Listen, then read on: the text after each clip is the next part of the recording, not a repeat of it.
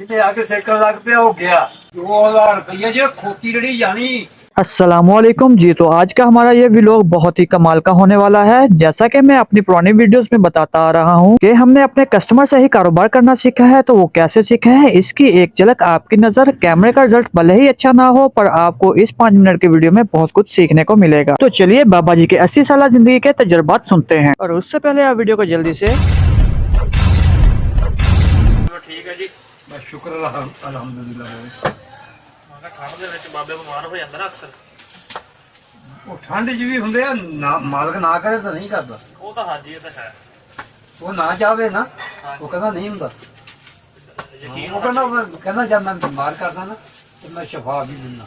ਸਹੀ ਗੱਲ ਤੇ ਬਿਮਾਰੀ ਵੀ ਮੇਰੀ ਤਰਫੋਂ ਹੁੰਦੀ ਆ, ਸ਼ਫਾ ਵੀ ਮੈਂ ਹੀ ਦਿੰਦਾ, ਕੋਈ ਦੂਸਰਾ ਨਹੀਂ ਦੇ ਸਕਦਾ। ਸਹੀ ਗੱਲ। ਤੇ ਗੱਲ ਇੰਨੀ ਆ ਵੀ ਜਦੋਂ ਉਹ ਨਾ ਚਾਹਵੇ ਤੇ ਬਿਮਾਰ ਕਿੱਦਾਂ ਹੋਊਗਾ। ਉਹ ਵੀ ਬੰਦੇ ਦੇਖੇ ਜਿਹੜੇ 120 ਸਾਲ ਦੇ ਹੋਏ ਆ, ਦੰਦ ਵੀ ਕਾਇਮ, ਗੰਨਾ ਵੀ ਚੂਕਦੇ ਆ। ਰੋਟੀਆਂ ਵੀ ਤੇ ਸਾਡੇ ਵਰਗੇ ਹੁਣ ਭਾਵੇਂ ਸ਼ਰਜਮ ਜਾਂ ਇੱਕ ਗਾਜਰ ਨਹੀਂ ਖਾ ਸਕਦੇ। ਸਹੀ ਗੱਲ। ਕਿਉਂ ਦੰਦ ਹੈ ਨਹੀਂ ਹੈ ਜੀ। ਇਹ ਮੇਨ ਕਮਜ਼ੋਰੀ ਖੁਰਾਕ ਕਰਦੀ ਹੈ। ਖੁਰਾਕ ਹੀ ਕਰਦੀ। ਜਦੋਂ ਦੰਦ ਖਤਮ ਹੋ ਜਾਂਦੇ ਆ ਉਹ ਕੋਈ ਚੀਜ਼ ਤਾਂ ਖਾ ਨਹੀਂ ਸਕਦਾ। ਜਿਹੜੀ ਨਰਮ ਦੀ ਗਜ਼ਾ ਹੀ ਖਾਣੀ ਹੈ ਨਾ, ਮਾੜਾ ਜਿਹਾ ਬਿਮਾਰ ਮਾੜਾ ਮੋਟਾ ਹੀ ਰਹਿਣਾ ਉਹਨੇ। ਮਾੜਾ ਜਿਹਾ ਮਾਰ ਕੇ ਦਾਦ ਕੰਮ ਕਰ ਦਿੰਦੇ। ਛੱਡ ਜਾਂਦੇ ਬਾਕੀ ਸਹੀ ਗੱਲ ਹੈ। ਮੈਂ ਕਈ ਵਾਰੀ ਨੋਟਿਸ ਕੀਤਾ ਵਾ ਪਤਾ ਲੱਗਦਾ ਸਾਡੇ ਖਾਣੇ ਨਾਲ ਕਿਉਂ ਵਾਲੇ- ਖਾਲੀ ਨਾਲੇ ਜਦੋਂ ਹੁਣ ਤੁਹਾਡੇ ਕੋਲ ਜਦੋਂ ਰਾਸ਼ਨ ਪੈਂਦਾ ਬੱਚਿਆਂ ਦਾ ਨਹੀਂ ਪਤਾ ਲੱਗਦਾ। ਹਾਂਜੀ ਆ ਹੁਣ ਦੇਖੋ ਉਹਨਾਂ ਨੇ ਪੁੱਛਿਆ, ਮੈਂ ਕਿਹਾ 50 ਜੀ ਕਿਉਂ ਨਹੀਂ ਪਤਾ ਲੱਗਦਾ। ਅਸੀਂ ਖਾਣੇ ਦੀ ਲਾਈ ਕਿਉਂ ਹੁਣ ਪਤਾ ਨਹੀਂ ਉਹ ਕੰਮ ਬਰੀਕ ਹੋ ਗਿਆ। ਕੰਮ ਬਰੀਕ ਹੋ ਗਏ। ਔਰ ਕਹਿੰਦਾ ਨਹੀਂ ਆਏ ਤਾਂ 30 ਵਾਲੀ ਲੱਗਦੀ ਆ, ਜਦੋਂ ਉੱਤੇ ਪੜਾਂਗੇ ਉਹ 50 ਦੀ ਗਿਰਦੀ ਆ, ਇਹ ਪਤਾ ਲੱਗਦਾ ਯਾਰ ਨਹੀਂ 50 ਦੀ ਆ। 1 ਕਿਲੋ ਦੇ ਜੀ ਬਦਾਮਾਂ ਦੇ ਛਾਪਰ ਲਿਆਉਣੇ ਤੇ ਆਹ ਲਿਆਉਣੇ। ਲੈ ਹੁਣ ਕਿਲੋ ਲੈਣ ਜਾਓ ਤੇ ਹਾਂਜੀ ਹਾਂਜੀ ਜੇਬੀ ਵੈਲੀ। ਜੇਦੀ ਵੇਲੀ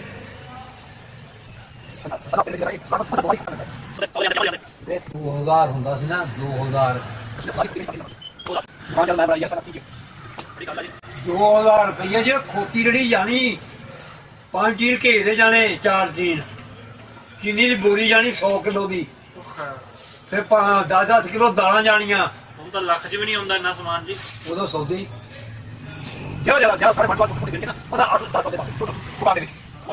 ਉਹੀ ਚੱਲਦੀ ਜੀ। ਦੂਜਾ ਹੈ ਆ ਨਿੱਕਾ ਬਰੀਕੀ ਕੰਮ ਨਹੀਂ ਹੈ ਜੀ। ਮਸਾਲੇ ਹੋ ਗਏ, ਇਹ ਹੋ ਗਿਆ, ਉਹ ਹੈ ਨਹੀਂ ਸਰਦਾ ਕੰਮ।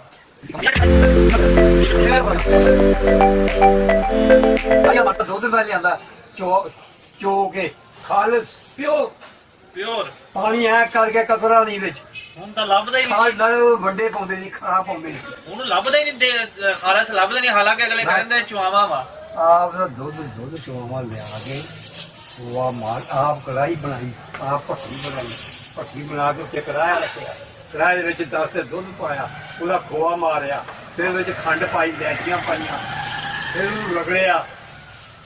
ਉਹ ਤੁਸੀਂ ਨਹੀਂ ਦੇਖਿਆ, ਲੱਕੜੀ ਦਾ ਗੁੱਟਾ ਜਿਹਾ ਹੁੰਦਾ ਜੇ ਕੋਈ ਲੱਗਿਆ ਆ ਐਡਾ ਮੋਟਾ, ਉਹ ਵਿੱਚ ਉਹ ਏਦਾਂ ਫੇਰਦੇ ਸੀ, ਉਹਨੂੰ ਰਗਾਈ ਮੁਲਾਇਮ ਕਰਦੇ ਸੀ।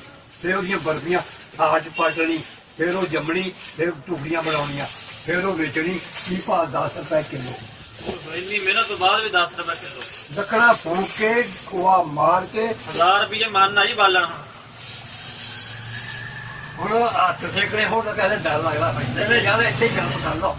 ਪਰ ਲੱਕੜਾ ਕਿੱਥੋਂ ਲੈ ਭਈਆ ਜੀ ਮਾੜਾ ਜਿਹਾ ਗਰਾ ਪਈ ਜਾਂਦੀ ਠੀਕ। ਅਰੇ ਭਈਆ ਬਾਬੇ ਜੀ ਅਰੇ ਭਈਆ ਕਰਨੇ ਗਰਮ ਭਈਆ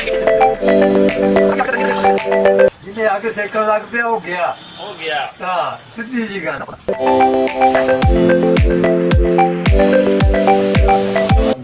ਅੱਲਾਹ ਸਾਨੂੰ ਈਮਾਨ ਦੇਵੇ, ਈਮਾਨ ਦੀ ਸਲਾਹ। ਸਹੀ ਗੱਲ ਹੈ।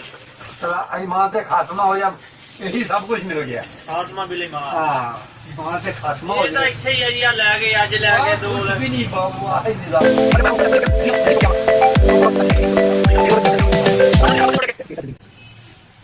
ਆ ਪੇਟ ਹੈ ਨਾ, ਇਹੀ ਹੈ ਜੀ। ਇਹ ਖਾਣ ਵਾਲਾ ਨਾ, ਇਹੀ ਸਭ ਕੁਝ ਕਰਾਉਂਦਾ। ਇਹੀ ਕਰਾਉਂਦਾ ਜੀ। ਧੋਖੇ, ਝੂਠ, ਹੇਰਾ ਫੇਰੀ, ਮਿਲਾਵਟ, ਬੇਈਮਾਨੀ ਕੀ ਪੇਟ ਕਰਾਉਂਦਾ।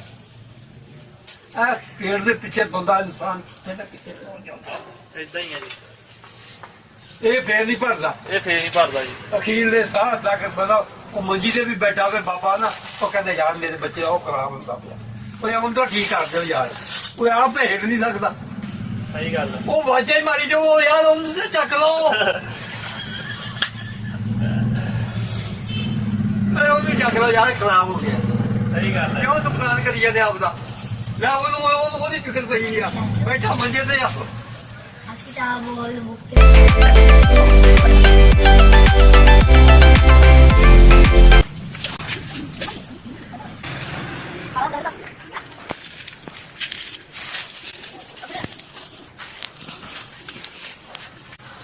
अच्छा बेटे सलाम अलैकुम वालेकुम अस्सलाम।